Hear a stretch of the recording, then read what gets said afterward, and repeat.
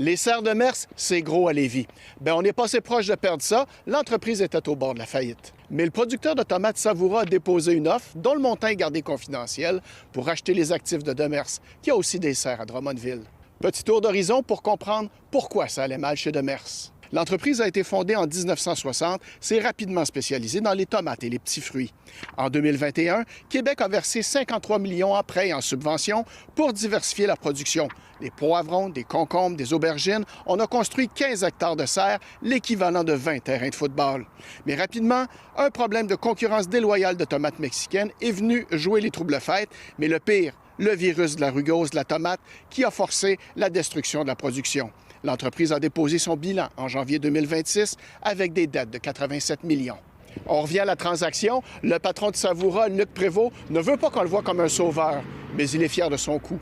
Pas sûr si j'utiliserais le chevalier blanc, mais effectivement, je pense que c'est une excellente nouvelle quand un joyau québécois peut être sauvé. Avec cette acquisition-là, on passerait à 66 hectares, donc une augmentation de 70 %. Aucune nécessité de modifier quoi que ce soit au niveau personnel, opérationnel ou autre. La vocation des actifs que nous avons achetés sont directement identiques à ce que nous, on fait ici chez Savoura. L'important, c'est d'avoir une transition harmonieuse. Transition harmonieuse, ça reste à voir. Les 200 employés de Demers ne sont pas menacés. Mais si on est content chez Savoura, on l'est pas mal moins chez Demers. Le président n'a pas voulu donner d'entrevue et on nous a sèchement refusé l'accès aux serres pour prendre des images.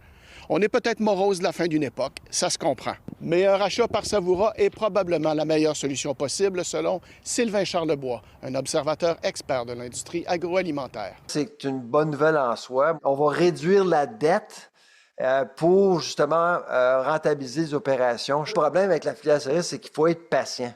Mais Savoura est en mesure de rentabiliser la patience aussi, là. Donc, ils ne sont pas nés hier, là. Moi, je pense que FAC, Investissement Québec, est en arrière de ça. C'est eux autres qui vont... c'est des contribuables québécois qui vont probablement manger le bas, là. Parce qu'ils vont se dire, j'aime autant obtenir 20 cents dans la pièce que rien.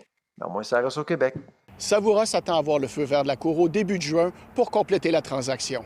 À Saint-Nicolas, Mathieu Boivin pour Nouveau Info.